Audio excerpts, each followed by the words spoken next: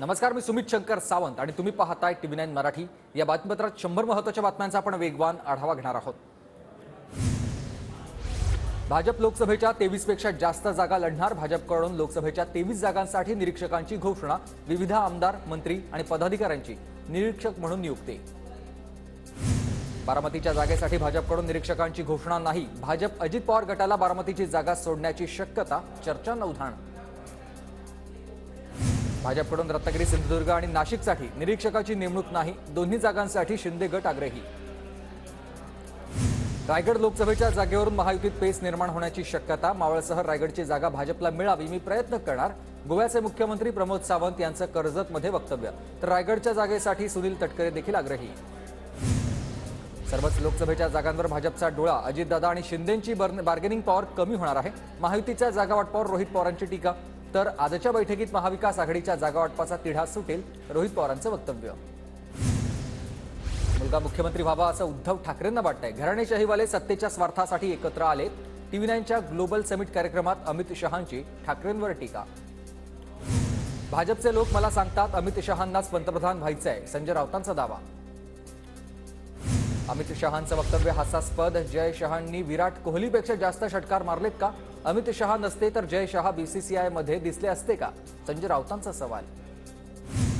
पक्षाने आदेश दिल्यास यवतमाळ, वाशिममधून लोकसभा लढण्यास तयार। मंत्री संजय राठोड यांनी दिलेत लोकसभा लढवण्याचे संकेत।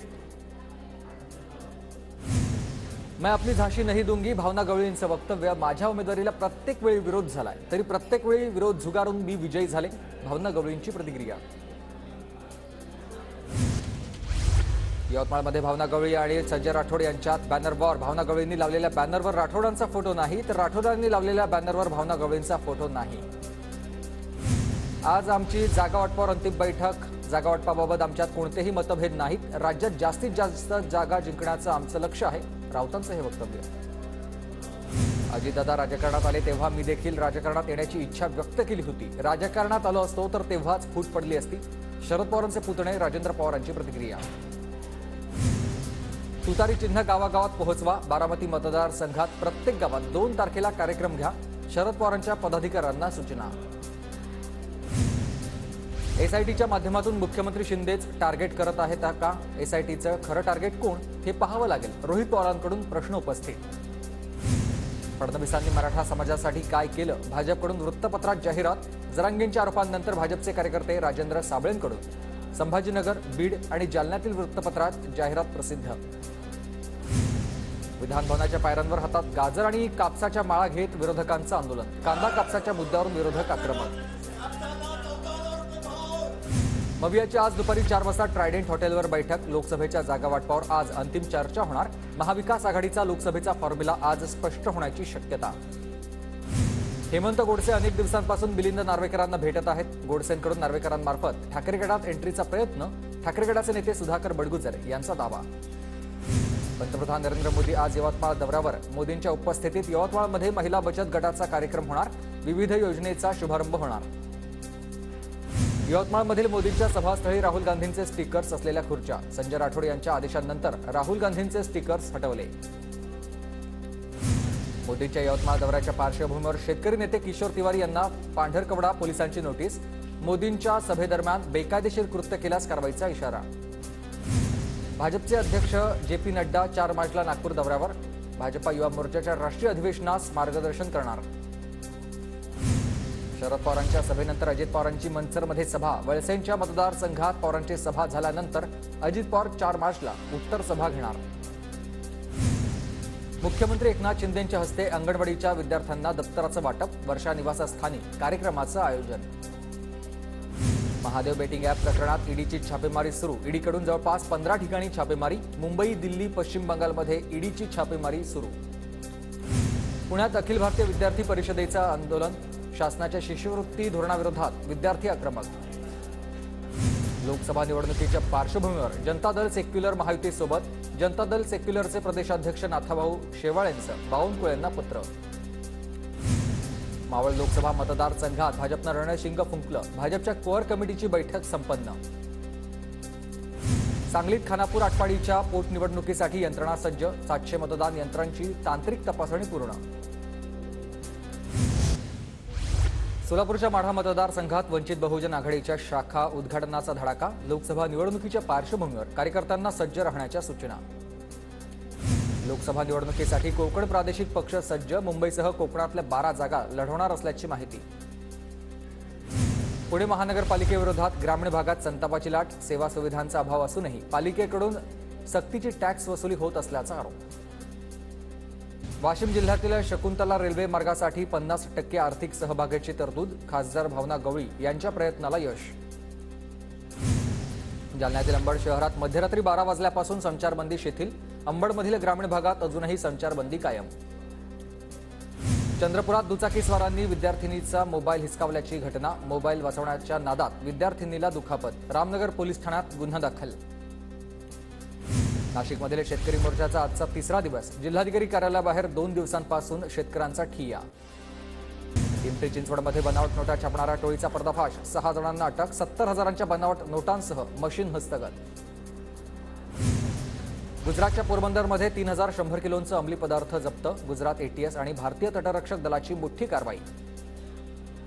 रत्नागिरीच्या कुरुळमळी मंदिरात कलशारोहण समारंभानिमित्त गावातून भव्य मिरवणूक। लेझिम पथकासह डोक्यावर हंडा घेत महिलांचा मोठा सहभाग। बुलढाण्यातील अनेक भागात गारपीट आणि अवकाळी पावसाचा तडाखा। 15 तासांनंतर देखील गारांचा खच मात्र कायमच आहे। गारांचा खच मिळून तयार झाली आहे 50 किलोची गार। बुलढाण्यात गारपीट आणि अवकाळीनं शेतकऱ्यांचे शेड नेट पडले। सीड हब म्हणून ओळख असलेल्या देऊळगाव राजा तालुक्याला तडाखा बसलाय।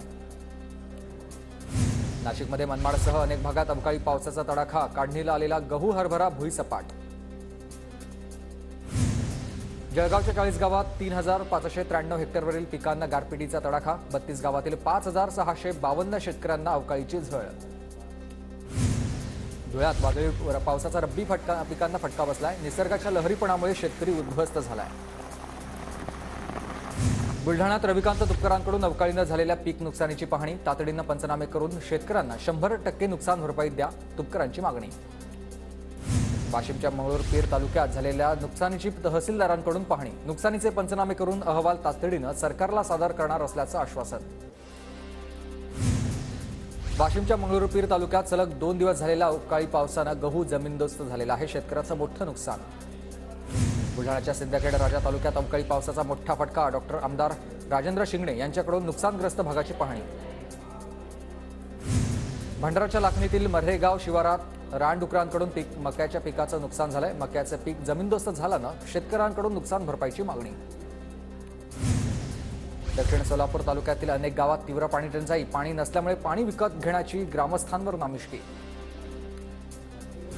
नाशिकच्या देवळा तालुक्यात पाणी टंचाईच्या झळा। 29 वाडा वस्तीवर टँकरनं पाणी पुरवठा सुरू। नागपुरातील मिहान प्रकल्पासाठी 100 कोटींची तरतूद। 6 न्यायालयाच्या निर्देशांनुसार प्रकल्पातील पुनर्वसित गावांना पायाभूत सुविधा मिळणार। चंद्रपूर महानगरपालिकेत 33 कोटींची थकबाकी। पालिकेकडून विविध पथकांचं गठन।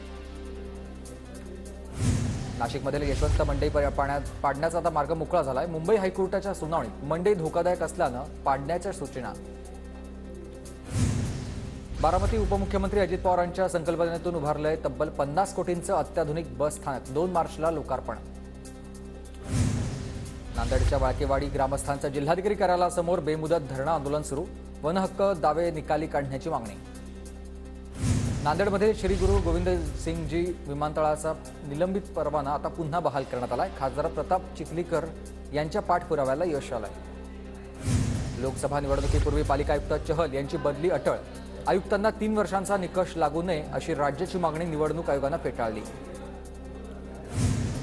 मुंबईतील शिक्षकांवर अजूनही निवडणुकीचं काम सुरू। मुंबई आणि उपनगरातील शिक्षक अजूनही निवडणुकीच्या कामात व्यस्त।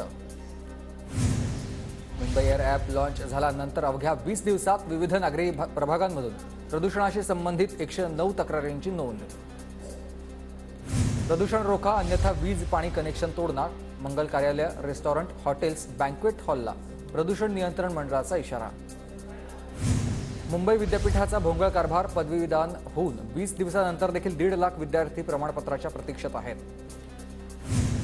पुणे महानगरपालिका भाडेतत्वावर 94 इलेक्ट्रिक कार खरेदी करणार। पालिकेकडून 27 कोटी रुपयांच्या निधीची तरतूद। पुण्यातील बुधवार पेठ मेट्रो स्थानकाच्या नावाचा आता वाद समोर आलेला आहे। ठाकरेगडाच्या कार्यकर्त्यांनी बुधवार पेठ स्थानक नावाचा बोर्ड तोडून त्या ठिकाणी कसबा पेठ स्थानक हे बोर्ड लावलेलं आहे। मुंबईत ठाणे भिवंडी कल्याण मेट्रो मार्गिकेचं काम युद्धपातळीवर। मेट्रो 5 मार्गिकेसाठी 22 गाड्या खरेदी करण्यासाठी निविदा मागवल्या आहेत। T1 जंक्शनवर नवीन उड्डाणपुलाचं काम पूर्ण। CSMT वरून आता बांद्राला जाणं सोपं होणार। मुंबई रिक्षा मेन्स युनियनचा भाडे वाढवण्याचा प्रस्ताव सरकारकडे प्रलंबित। संघटनेची प्रशासनासोबत लवकरच बैठक होणार। नवी मुंबई पालिकेच्या वतीनं विविध लोककल्याणकारी योजना राबवण्यात गरजूंना मदतीचा हात देण्यात आलाय। महानगरपालिकेकडून जवळपास 66 कोटी 75 लाख रुपयांचं अर्थसहाय्य। मुंबई महानगरपालिकेची अभय योजना अपयशी। सवलती देऊनही 975 कोटी रुपयांहून अधिक पाणीपट्टी थकीत आहे।